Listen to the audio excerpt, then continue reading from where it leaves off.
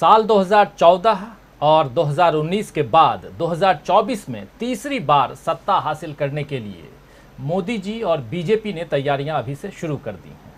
महाराष्ट्र की सत्ता बीजेपी ने छल और कपट से छीन ही ली और अब कहा जा रहा है कि बीजेपी की नज़रें तेलंगाना पर हैं।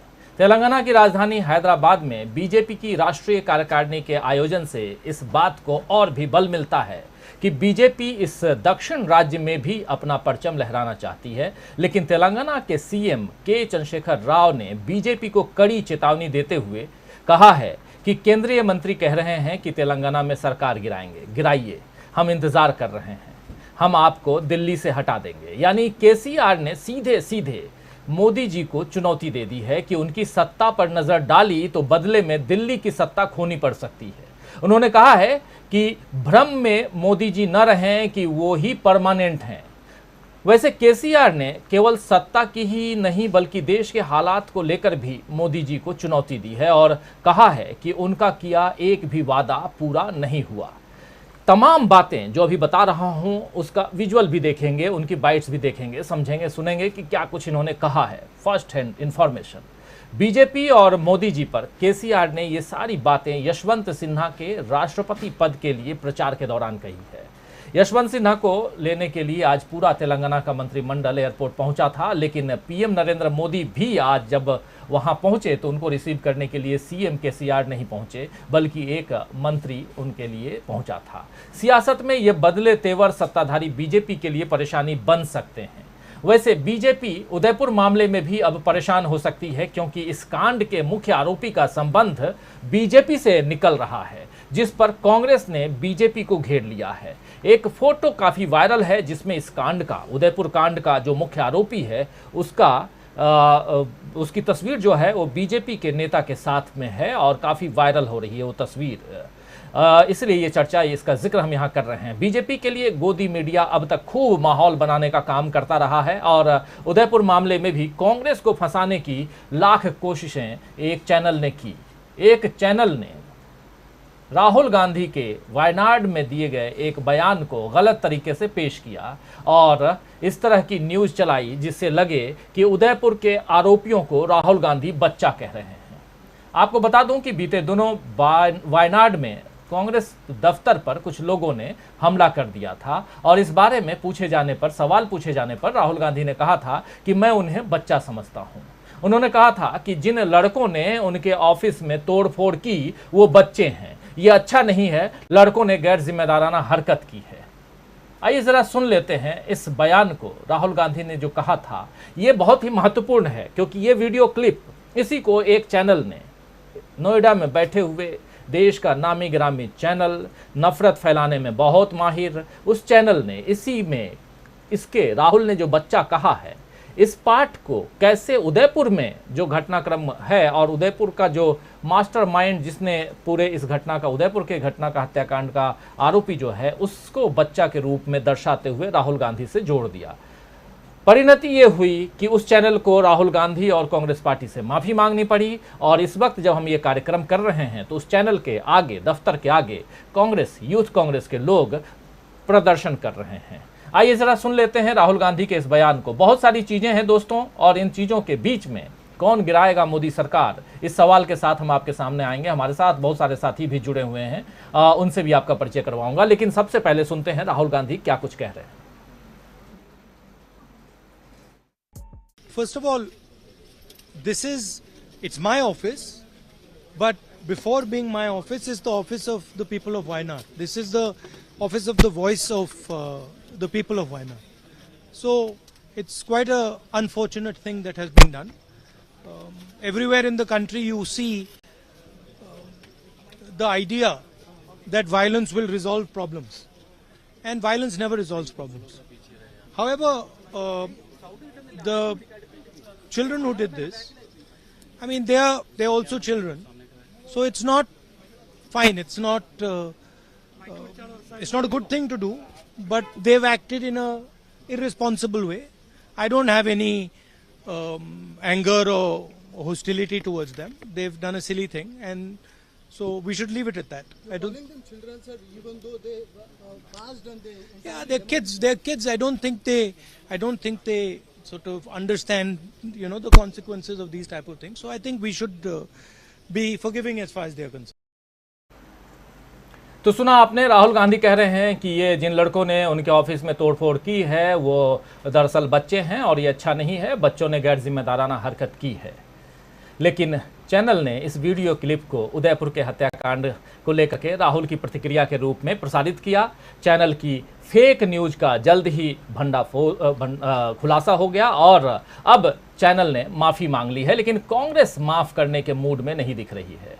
जैसा अभी बता रहा हूं कि कांग्रेस के कुछ कार्यकर्ता अपने नेता यानी कि राहुल गांधी के पक्ष में उसी चैनल के सामने प्रदर्शन कर रहे हैं। तो ये पहला मामला तेलंगाना, दूसरा मामला वायनाड से राहुल गांधी जिसका उनके बयान को जैसे जोड़ा गया उदयपुर से, और तीसरा मामला नुपुर शर्मा मामले में भी बीजेपी घिर चुकी है और अमेरिका से CJI NV रमन, आप जानते हैं chief justice of India NV Raman अभी अमेरिका की यात्रा पर हैं और वहाँ चीफ जस्टिस NV रमन ने उनसे जब ये पूछा गया कि देश के हालात पर आप क्या कुछ कह रहे हैं, पूछा नहीं गया बल्कि वहाँ पर एक कार्यक्रम में वो मुख्य अतिथि के तौर पर अपना वक्तव्य दे रहे थे, अपना भाषण दे रहे थे। तो उस भाषण के दौरान उन्होंने कहा है कि सत्ता में मौजूद पार्टी सोचती है, गौर कीजिए कि सत्ता में मौजूद पार्टी सोचती है कि हर सरकारी काम को न्यायिक समर्थन मिलना चाहिए। सत्ता में, इसको रिपीट कर रहा हूं, बहुत ही महत्वपूर्ण बात उन्होंने कही है और इस चर्चा को आगे बढ़ाने में इस बात की यहां बहुत ज़रूरत है। इसलिए आप दोस्तों जो हमारे साथ जुड़ चुके हैं, आप लोग इस बात को, क्योंकि NV रमन देश के CJI हैं और सुप्रीम कोर्ट का जिक्र यहां इसलिए क्योंकि कल ही सुप्रीम कोर्ट में अवकाश पीठ जो क्योंकि अभी सुप्रीम कोर्ट में छुट्टियां चल रही हैं, लेकिन छुट्टियों के दौरान भी एक पीठ है जो ज़रूरी मामले हैं उस पर पूरे वो करती है, सुनवाई करती है। तो कल भी नुपुर शर्मा के मामले पे क्या कुछ हुआ उस पर हम लोगों ने लगभग 1.5 घंटे का कार्यक्रम किया है। सुप्रीम कोर्ट को लेकर के बहुत सारी बातें हो रही हैं, कई सारे लोग जो हैं अब न्यायपालिका को भी नहीं छोड़ रहे हैं, चीफ जस्टिस से लेकर के तमाम लोगों के खिलाफ अनाप शनाप बातें हो रही हैं। लेकिन चीफ जस्टिस ऑफ इंडिया उधर अमेरिका में कह रहे हैं कि सत्ता में मौजूद जो पार्टी है वो सोचती है कि हर सरकारी काम को न्यायिक समर्थन मिलना चाहिए। तो उससे जाहिर होता है कि न्यायपालिका भी अपनी स्वतंत्रता और अधिकारों में कोई दखलंदाजी बर्दाश्त नहीं करेगी। तो कुल मिलाकर के देश के हालात इस वक्त बीजेपी के खिलाफ दिखाई दे रहे हैं। तो दोस्तों आइए आज न्यूज पॉइंट में इसी बात पर चर्चा करेंगे कि क्या इन हालात में बीजेपी थोड़ी नरमी दिखाएगी या अपने पैतरों को बदलेगी। क्या सियासत में बीजेपी के खिलाफ बनता माहौल गुजरात और हिमाचल प्रदेश में बीजेपी पर पड़ेगा भारी। और सबसे बड़ा सवाल कि आखिर कौन गिराएगा मोदी सरकार। चलिए चर्चा की शुरुआत करेंगे। आखिर कौन गिराएगा मोदी सरकार, ये बहुत ही महत्वपूर्ण सवाल है। इस सवाल के तह में जाने की कोशिश करेंगे। केसीआर यानी के चंद्रशेखर राव तेलंगाना के मुख्यमंत्री, वर्तमान मुख्यमंत्री, क्या कुछ कह रहे हैं इस मसले पर वो भी सुनेंगे। लेकिन उससे पहले हमारे साथ जुड़े हुए तमाम साथी वरिष्ठ जन, उन सबसे आपका परिचय करवाऊं। हमारे साथ इस वक्त 5 वरिष्ठ साथी जुड़े हुए हैं। हमारे साथ जुड़े हुए हैं राकेश अचल जी, JP सिंह साहब, पीयूष पंत जी, राहुल लाल जी और अमलेंदु उपाध्याय जी। आप पांचों का बहुत बहुत स्वागत करता हूं, बहुत धन्यवाद देता हूं कि आप लोगों ने अपना बहुमूल्य समय निकाला और इस चर्चा में आप लोग भाग ले रहे हैं। साथ में आप तमाम दोस्त साथी शुभचिंतक जो जुड़ चुके हैं इस कार्यक्रम में और जो जुड़ने वाले हैं, आप सबका भी तहे दिल से इस्तकबाल करता हूँ, स्वागत करता हूँ इस कार्यक्रम में। बढ़ें आगे, सीधा सबसे पहले केसीआर को सुनाना चाहूँगा। केसीआर के 2 बयान हैं।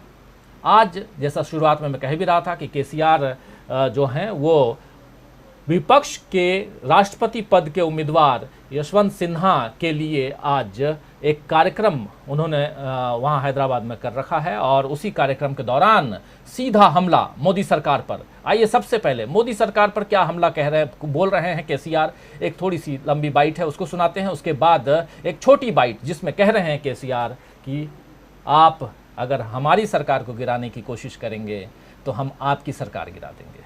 लेकिन पहले केसीआर मोदी सरकार के वादों पर क्या कुछ कह रहे हैं, आइए सुनते हैं।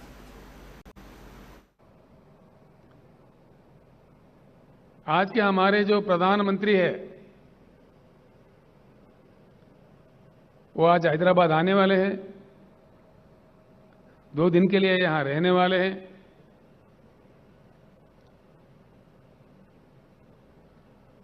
गला फाड़ फाड़ के हमारे खिलाफ बोलने वाले हैं। कोई बात नहीं, लोकतंत्र है, जो जिसके समझ में आए बोले, जो जिसको कहना है कहे, यही हमारा लोकतंत्र का मान्यता है। हम इतना ही कहना चाहेंगे, माननीय प्रधानमंत्री जी, जिस प्रकार से आप विपक्षी दलों के नेताओं पे गला फाड़ फाड़ के गलत आरोप लगाते हैं, उसी प्रकार से जो संबोधित करने वाले हैदराबाद सभा को, उसमें हमारे प्रश्नों का उत्तर दीजिए। ये मांग आज आपसे देश कर रहा है। प्रधानमंत्री जी, जब आप पहली बार चुने गए थे, जनता के साथ कई आश्वासन दिए थे, कई प्रॉमिसेस किए थे। एक भी, कम से कम एक भी आपका किया हुआ वादा पूरा हुआ क्या? हम जानना चाहेंगे तो किया है तो किस वादा आपने पूरा किया? एक भी, कम से कम एक भी टार्च लाइट डाल के भी ढूंढो तो नहीं मिलेगा। ये मैं नहीं, सारे देश कह रहा है।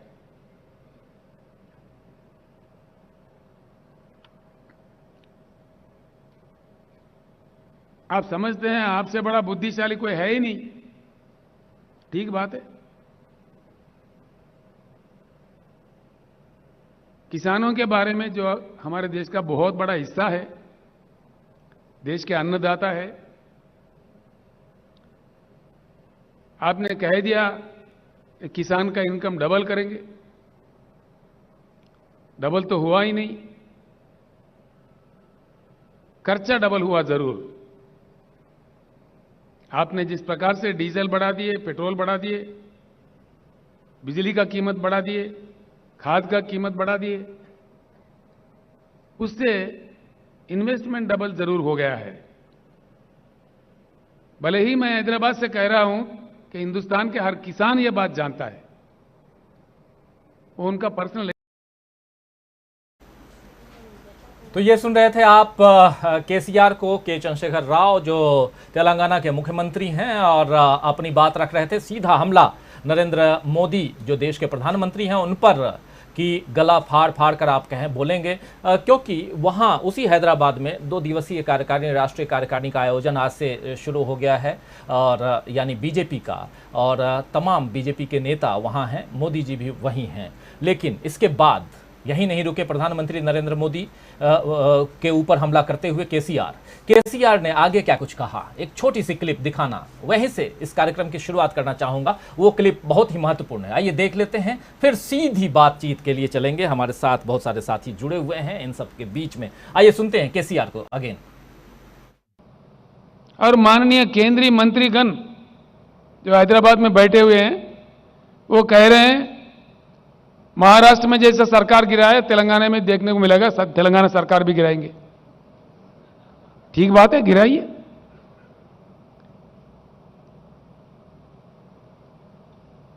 हम भी इंतजार कर रहे हैं उस बात का, ताकि हम फ्री हो जाए। आपको दिल्ली से उतार देंगे।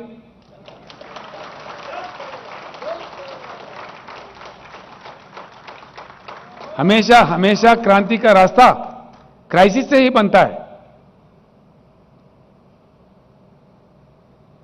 तेलंगाना एक ऐसा समाज है यशवंत जी, 60 साल लड़के अपने अस्तित्व को, अपने गरिमा को बनाए रखने के लिए। तो आप सुन रहे थे, हमेशा हमेशा क्रांति का रास्ता क्राइसिस से ही बनता है, और आप हमें यहाँ उतारेंगे तो मेरे पास समय होगा, हम आपको दिल्ली से उतार देंगे। बहुत बड़ी बात कह रहे हैं। सीधा पीयूष पंत